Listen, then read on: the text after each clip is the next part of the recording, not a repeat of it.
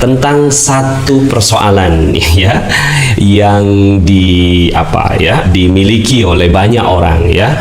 Yuk kita lihat materi kita pada kali ini berjudul strategi lunas amanah ya, lunas hutang ya, menggunakan ilmu magnet rezeki dan ilmu emas ya. Baik Bapak Ibu ya, hari ini kita akan bicara tentang hal yang very sensitif ya, sensitif sekali ini bicara tentang lunas amanah, lunas hutang ya, karena data menunjukkan bahwa ini polling yang tadi saya lakukan di pagi hari ya.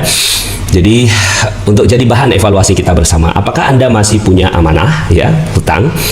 Ya, 33% mengatakan amanahnya sangat besar, 33%. Jadi sepertiga dari, dan ini datanya insya Allah valid ya, valid ini ya.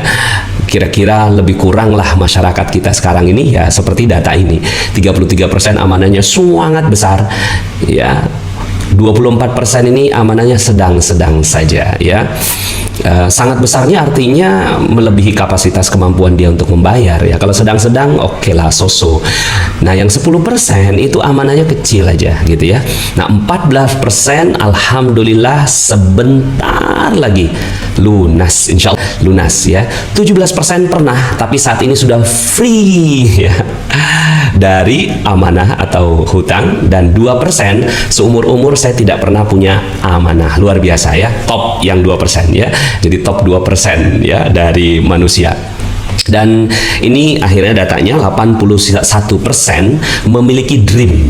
Oke, 81% manusia itu memiliki dream untuk lunas. Bismillah ya, mudah-mudahan Anda semua juga hari ini ya yang mengikuti ya, berarti lebih kurang nih gitu ya, 81%. Jangan-jangan yang ikut ini adalah kaum 81% ya. Tapi ada juga yang mungkin yang 17% yang ikut juga ya. Oke, jadi terima kasih yang sudah mengisi polling ini ya.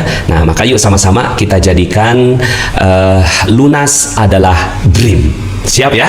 Tulis di komen, lunas adalah dream saya ya. Nah mungkin kalau Anda sudah mengikuti materi saya di kemarin ya, satu, jangan cuma sekedar dream tapi dijadikan sebagai goal ya. Goal adalah dream yang punya batas waktu ya. Mungkin mudah-mudahan insya Allah dream ini satu itu bismillah kita jadikan sebagai dream utama ya. Bismillah, insya Allah kita jadikan lunas amanah.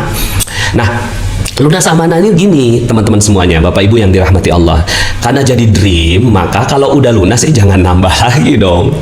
Yang sering terjadi itu kan lunas amanah yang A gitu, terus jadi nambah amanah yang B gitu kan. Kayaknya sih udah lunas amanah nih ya, kalau udah lunas udah gitu ya. Jadi kita jadikan itu sebagai dream hidup ya tanpa amanah berupa utang gitu ya. Jadi kita udah siap gitu bertemu dengan Allah Subhanahu wa taala. Oke, tulis ya di di komen ya, lunas amanah ya. Nah, dalam ilmu magnet rezeki kita memiliki jurus disiplin kata ya yang mengganti kata hutang. Jadi kita udah lagi, mungkin kalau seandainya Bapak Ibu baru ya bertemu dengan ilmu magnet rezeki, kok ngomongnya amanah sih gitu ya. Karena memang di magnet rezeki kita udah nggak punya utang lagi ya. Kita punya amanah ya. Waktu itu ceritanya begini sih. Waktu itu ada seorang yang datang ke saya. Ya, panas, hidup saya hancur gitu loh. Ya, dia tuh doa gitu kan. Kalau di magnet rezeki itu kan kata-kata doa gitu kan. Apa yang kita ngegrentes batin dan segala macam itu bagian dari doa gitu. Jadi harus hati-hati. Dia kok nggak hati-hati gitu loh. Ya, panas, hidup saya hancur gitu kan. Kalau saya kan hidupnya udah keren. Wow, keren, saya bilang gitu ya. Ada apa gitu kan? Iya Pak Nas gitu kan, saya tuh banyak utang Pak Nas gitu kan. Wow, dahsyat, saya bilang gitu. Dia hancur, kemudian utang, saya keren, dahsyat gitu. Nah ini berbeda doa gitu kan. Nah makanya yuk sama-sama kita jadikan doa kita adalah doa yang dahsyat. Jadi dari awal kita sudah mempraktekkan ilmu magnet rezeki, bahwa kita udah nggak punya utang lagi tapi kita punya amanah gitu ya. Bismillah, insya Allah ya. Nah kemudian akhirnya ya saya nggak usah cerita detail gitu ya, karena itu sudah saya ceritakan di banyak kesempatan ya. Tapi intinya kalau seandainya Anda masih baru di sini gitu ya, Pak Anas kok ngomongnya amanah sih? Ya karena kita udah nggak mau lagi berdoa gitu ya. Jadi sebelum materi selesai Anda udah lunas, siap ya? Ya karena udah diganti amanahnya. Oke, kita lanjut ya. Nah, dalam doa Rasulullah SAW yang diajarkan kepada seorang sahabat itu diajarkan gitu ya, doa ya untuk lunas amanah ini gitu ya. Ini sudah pernah saya sampaikan minggu yang lalu ya dalam bincang hikmah sebelumnya. Ya, Allahumma inni a'udzubika minal hammi wal hazan wa a'udzubika minal ajzi wal kasal wa a'udzubika minal jubni wal bukhl wa a'udzubika min ghalabati daini wa qahrir rijal ya. Nah, sekarang pertanyaannya yang udah ikut kemarin gitu, yang udah ikut minggu lalu gitu, apakah ini doanya sudah dibaca? Bismillah dong ya, dibaca. Karena penyakit-penyakit manusia ya, hal-hal yang menyebabkan persoalan-persoalan dalam kehidupan manusia itu gelisah, sedih, lemah, malas, pengecut, kikir, kemudian beban hutang dan penindasan orang. Maka hutang dan penindasan orang ini bahkan disebutkan oleh Rasulullah SAW itu di akhir. Nah biasanya yang disebutkan di akhir itu yang paling besar gitu ya.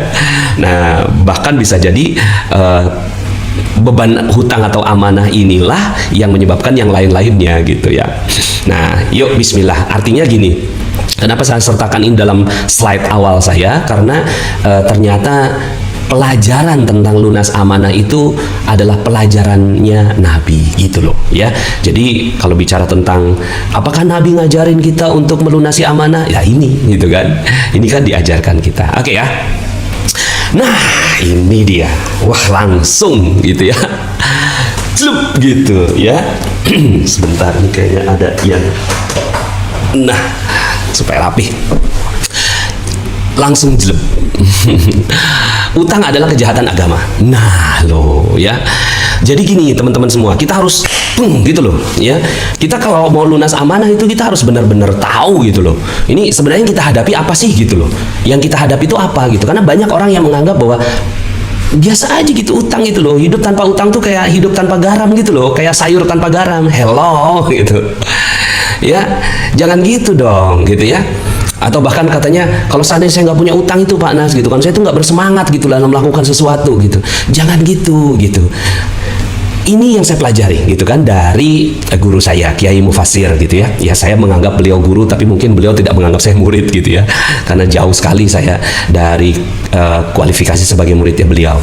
Nah ini seperti yang saya pelajari dari Kiai Mufassir gitu kan, Ciomas Banten. Utang adalah kejahatan agama gitu ya. Harus paham itu, harus sadar gitu loh. Karena kalau kita nggak sadar-sadar gitu loh bahwa utang itu adalah atau amanah ya. Ini saya sebutkan utangnya supaya kalau saya sebutkan amanah adalah kejahatan agama jadinya kan nggak cakep gitu loh ya. Jadi secara bahasa langsung to the point gitu loh. Supaya apa? Supaya kita benar-benar sadar gitu loh bahwa iya ya, kita sudah melakukan kejahatan gitu loh. Loh Pak Nas, bukankah dalam agama itu gitu? Bukankah dalam agama itu ada juga diatur tentang utang? Karena dia berpotensi gitu kan, punya kejahatan dalam sisi agama, maka diatur dengan ketat oleh agama. Ya, karena dia punya potensi gitu loh. Ya, misalnya nih gitu kan, bernafas gitu. Nggak ada aturannya gitu loh dalam agama, karena bernafas ya sesuatu yang taken for granted gitu, udah embedded gitu dalam kehidupan manusia, dan nggak akan ada hal yang bagaimana di dalam urusan bernafas.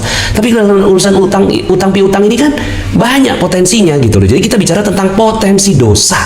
Jadi ada banyak sekali potensi dosa yang muncul dari hutang. Dan kita udah belajar dalam ilmu magnet rezeki bahwa ya kenapa kok rezeki kita nggak nambah-nambah, karena ada perisai. Ya, ada perisai rezeki. Nah, perisai rezeki itu adalah dosa, dan hutang adalah salah satunya. Ya, potensi riba. Saya nggak katakan riba, tapi ada potensi untuk riba gitu. Ya, kita udah banyaklah membahas tentang riba gitu ya. Sudah banyak masyarakat yang juga menyadarkan masyarakat tentang riba, tapi ada potensi di situ. Jadi kalau bicara utang gitu, itu tuh bicara tentang bagaimana dengan kredit Pak Nas. Iya ya sama.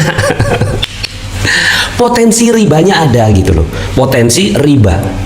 saya nggak mengatakan semua utang ada ribanya, tapi gitu kan, berpotensi orang-orang yang memberikan pinjaman gitu kan, karena ada inflasi dia pikir bahwa oh nggak adil dong kalau seandainya 3 tahun yang lalu kamu punya amanah kepada saya 1 juta, kemudian sekarang kamu bayar 1 juta. Itu ada potensi di situ gitu ya. Nah, maka saya terapkan riba atau terapkan bunga kepada kamu karena ada inflasi. Nah, itu potensinya ya, sehingga akhirnya ya kalau seandainya dia